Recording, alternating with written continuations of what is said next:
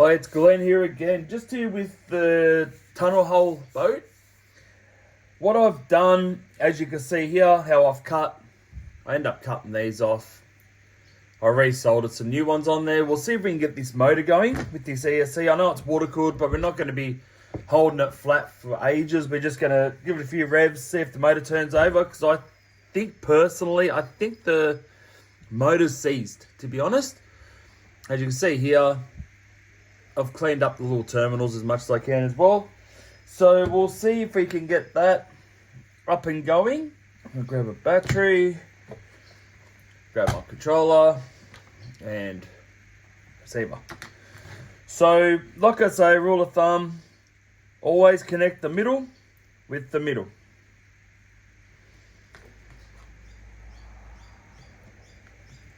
Like so, and you won't have a problem. The two outside ones can line up, or if you put them on the other way, it reverses it because it's not a censored system. If it's if it's got no sensors, like the sensorless system, well then you should be fine. So now we'll hook this up here. So negative on the outside, just like so.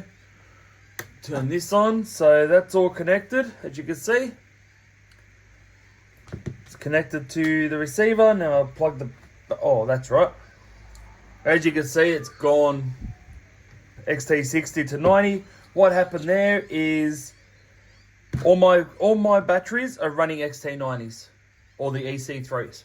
So I've got no batteries that run the XT90s. So what I've done, I've just made this up quickly, XT90 to an XT60. So I'll plug that in there and this should kick over. You probably hear a noise.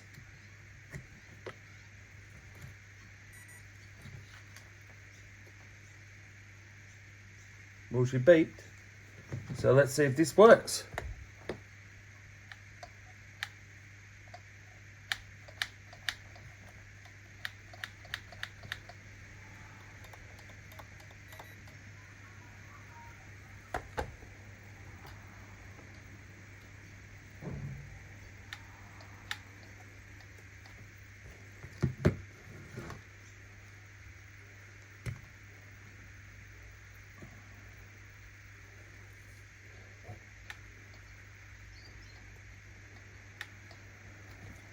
So I realised I ended up putting one to turn, two to burn. I end up putting one to burn. So I had to put it onto the second one there. But as you can hear, I think it's seized up.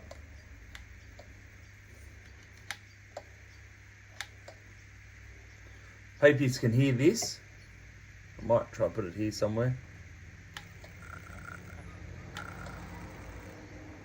Or here.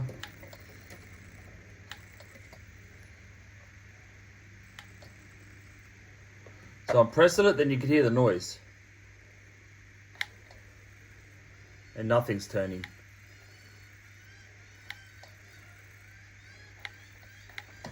So that means the motor's done. Okay, that summed up that pretty quick. The ESC still works, so I'll probably end up keeping that for future, just to try it out when I do get another motor. Disconnect this battery. So, but we'll keep that. That motor's done for, but we'll just move it off to one side at the moment. Get rid of that battery, don't need that now. So at least we know that's what's wrong with that. And also, sorry, I forgot to mention this. I ended up getting that off that motor too. I ended up having to soak a fair bit of WD-40.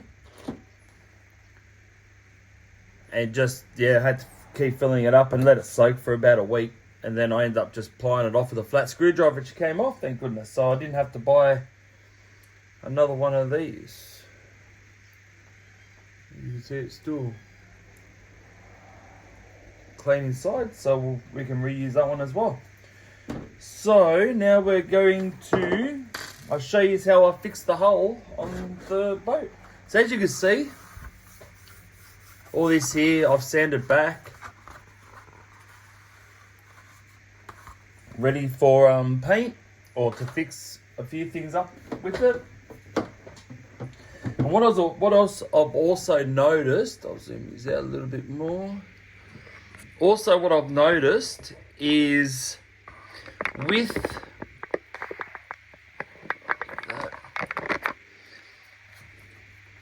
that's on the back of the boat there where the motor screws through, and it was a bit rusted and a bit broken there, so I just made up another one, and I'm just going to glue that on the inside as well, and then just cramp it shut, and it should be fine. Now with this here,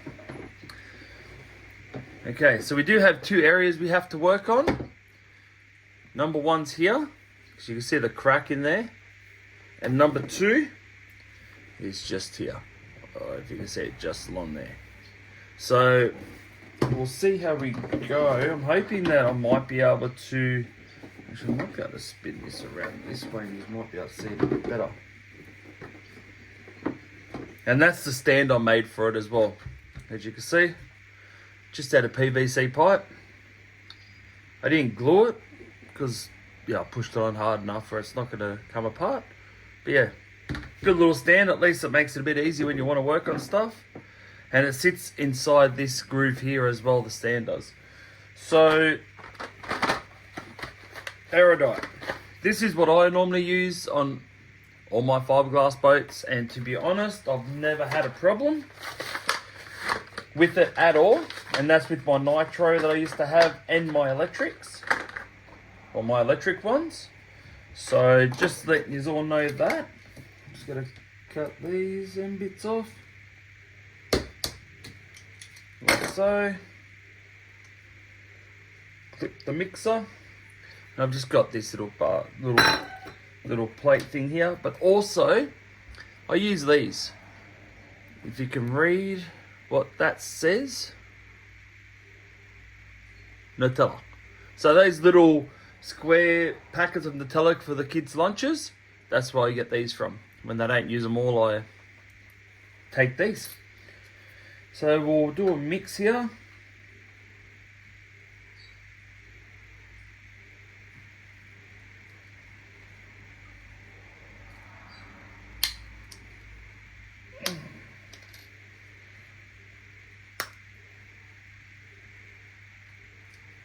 Don't know how much I'll need. I probably won't need that much, but I'll just stick with that at the moment, and we'll see how we go. Like so. Give it another mix anyway. As you can see, hopefully I might be able to zoom in to where the damage is. We'll see how we go with this angle. Right there, but I don't know if it's going to want to zoom into that. It's pretty blurry still, isn't it? It's a little bit blurry still. I'll just bring it back a bit. There we go. So all I do with this type of thing, I just give it a very light hit. I don't really want it raised too much. So I just give it a little bit and just run it straight over top the whole length. So all I'm doing is just trying to get it into the crack so it seals it, but also you don't want too much there because you do have to sand this back flat, and you're going to be there for quite a while sanding if it's too much. And then as it starts curing, that's when you can start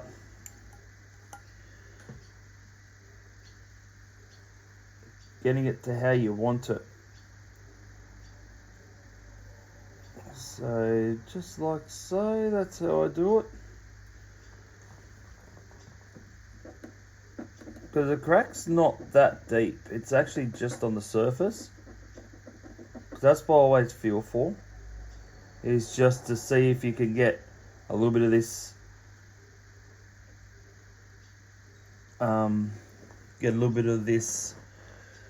Erudite into the crack would probably be better.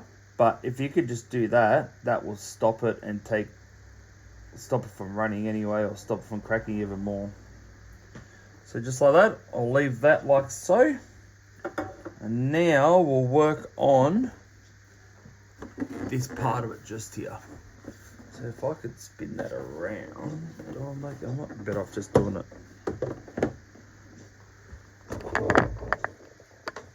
Like so, and I move views around as well. So right there, so it's right, it seems like it's on the seam, but I'll just do the same thing. I'm just going to put a little bit just on here, because how I test this afterwards, I give it a bath and just see if it leaks any water, and if it does, well, that's when I keep going and keep adding and find out where the leaks are coming from, and you keep adding more and more of this aerosite until you find where all the holes are, where all the water comes in from. This one here is going to be a little bit harder because it's right on a seam. So you sort of want to get it on that seam as well, so you got a little bit of flat area for it to dry properly, but also you want it to coat it as well. I don't know how far it goes up, but I might just go all the way up to the end. Got a bit of sanding to do anyway, but go all the way up to the end and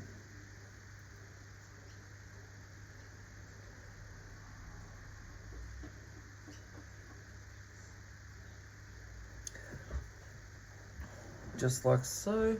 You know what I forgot? I forgot my light. That might actually help. There we go. Jeez. So all I'm doing is I'm just playing around with it just to get it to where I want it, and just to make sure that where the crack is, it's going to be fully covered. But honestly, at this point, you don't know if you've gotten it all until you do. Wait till it dries, sand it back, and then put it in the bath. It'll pretty much let you know if you've gotten them holes or not. So what I'll do first, I'll be putting all this front section into the water, straight in. Look inside the hole, see if there's any water coming in. If there is, well then I'll be fixing it again. And then I'll be doing the same with this back section just here as well. I'll just putting that underwater, see if it lets any water in. If it doesn't, well then we've fixed the problem. So she's already drying up.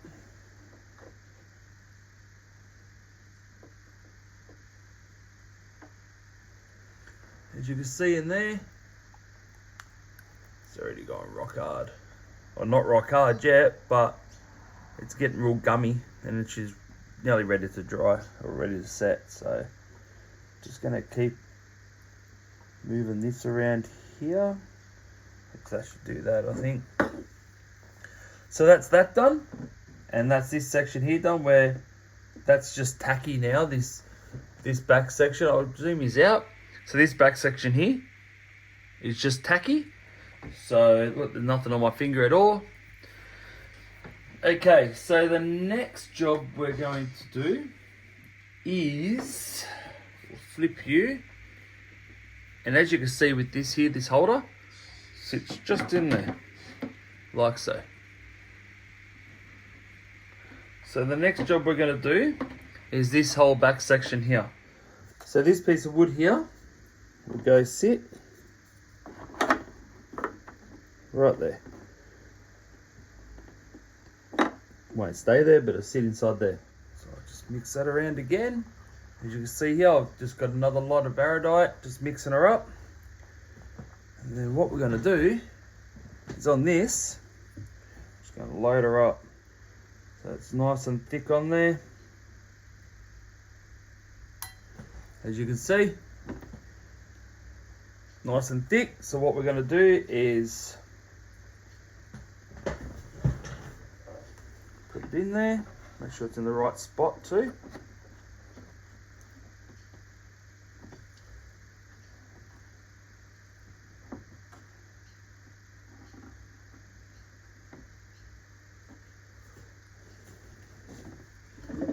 And then we'll get my clamp here.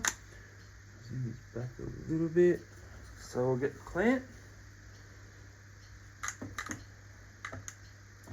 And preferably, where's these other pieces here?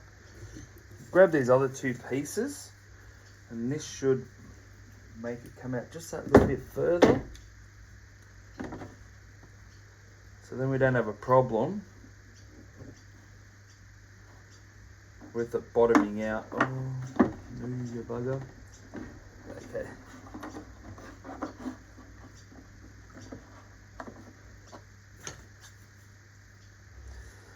Right there.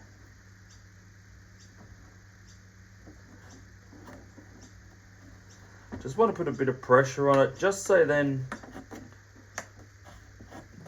I know it's stuck on there good. That's all I want that pressure on there for. And it's leaking out the back, but what I've got to do is I have to release it a bit. So if I release this just a little bit, if I can, without it, I don't really want to.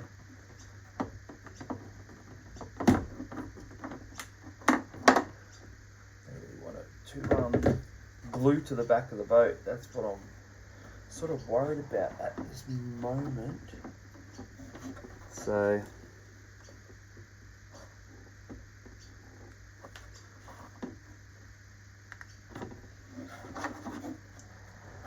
yeah, we'll just do this. Do that on here. And after this, I'll show you what sandpaper I used to sand this boat back as well. Just give you an idea. There we go. That's on there properly. Boat's going to be a little bit back heavy, so I'll move it forward on the stand, and that will make up for it. That's enough pressure on that, I think. Okay, so the sandpaper I used is the P240. So I'll zoom his back a bit. Is this sandpaper here, P240. It is pretty coarse, but not overly coarse, like an in-betweener, I suppose. And then I've finished it off with the P1200, just there, and that's really that's pretty like smooth for what I want to do, because I want to have a nice, you know, smooth texture, I suppose, because you don't want it too rough, and that will just fine everything out and get everything right. Just got to wait probably a couple of minutes, and we'll take it apart and we'll see how it looks. So, but yeah, that's why I use that real fine sandpaper there. There is some little cracks here and there, like in here, that I couldn't really do too much with, as you can see, hopefully in the right light, but it's not all the way through to the fiberglass, so I'm not too worried. I can't sand much more off that, so I'm not too worried about it. I don't think it's going to make too much of a difference, to be honest, so that's why I'm not too concerned. Let's have a look at that. Oh, it's not leaking, so it's still held in the right spot. So yeah, I'll probably leave this here for a little bit longer, and next time you see it, it'll be all dried and we'll continue on. Okay, 2 days later, just let it all dry properly. I think I might have just found a little bit of arrow dot on the top there. So as you can see, I've taken the clamp off. Down inside there. See your wood is all dried. So now what we're going to do is just give that a light sand, and we'll see how it comes up. So what I'll be doing, I'll be using the 240 grit first, just to take the top off a little bit. I don't want to press too hard because I don't want to make deep ridge, like deep lines in the gel coat or the undercoat, whichever one it is. So just seeing if I can just get a nice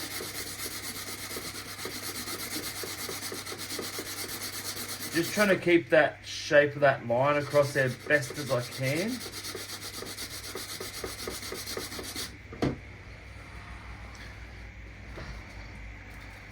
But yeah, this is pretty much what I do. I'll give it a hit with this until I get to the point where it's nice and smooth.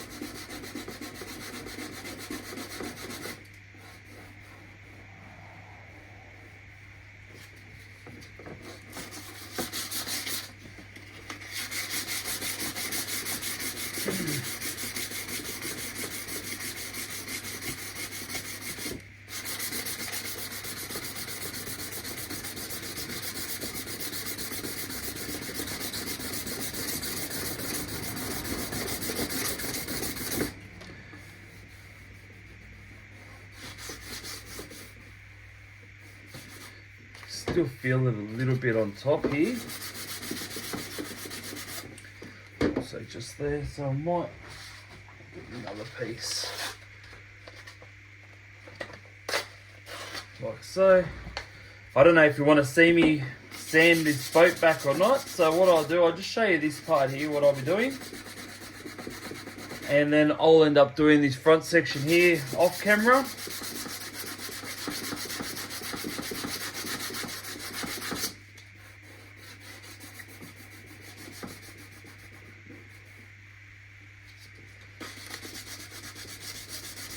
Just so you won't have to watch me do this, because I'll be here for a little while. I just want to get it right. So, just yeah, just bear with me for a sec, guys. Just got a nice big chunk of it here that I want to bring back. There we go. That's not too bad.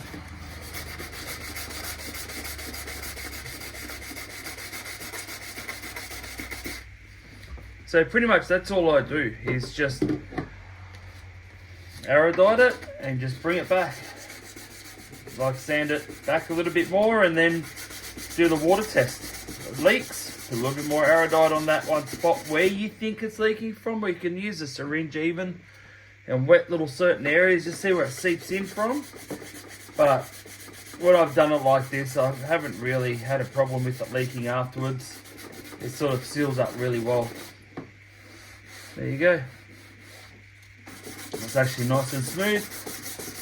Now I just do some long strokes like so, and just to try to blend it in with the rest of it, so when I paint it you won't know little divots, or you won't notice it as much.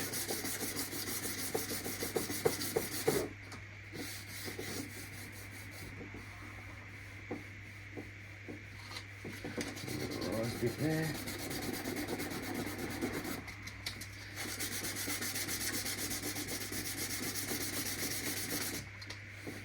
Go. So now I'll use this real fine sandpaper here, the 1200, yes it is, like so. I just rip a little section off and I just give it a light hit. I don't even press very hard with this, it's just to finalize it, just to have a nice smooth area there.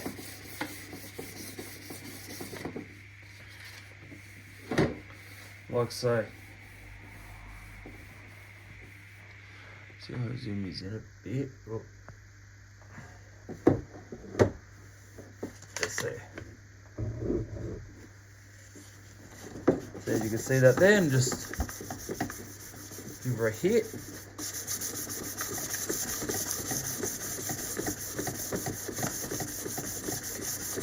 And that would just get rid of, if it didn't push too hard, we'll get rid of the fine lines that you put into here as well. So when you paint it, you won't notice it. So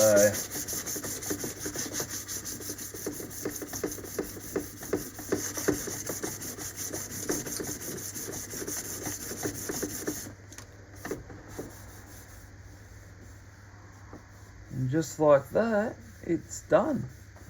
As you can, as you can see, I was just having a look. I'll try to get you a bit closer where it's not going to be as blurry. And as you can see, I've got the big mount, so it's going to be. So as you can see it there. But and it does look like a rise there, but it isn't. It's actually still very smooth. So that's that one there fixed. I'll be looking out for that little section there, but I think it's just that I sanded it back to the fiberglass. So that's going to be the least of my worries. And then on next, I've got this one here that I've got to do. So next time you see this boat, all this will be sanded back, and I'll explain what I'm going to be doing next. Thank you all for subscribing and watching my videos. If you haven't subscribed, please do so. It would be great if I can get more subscribers. And I will see you hopefully again with this boat here, or I've got a few other projects that I want to start posting videos off as well. So hopefully I'll see you on one of them very soon. Bye.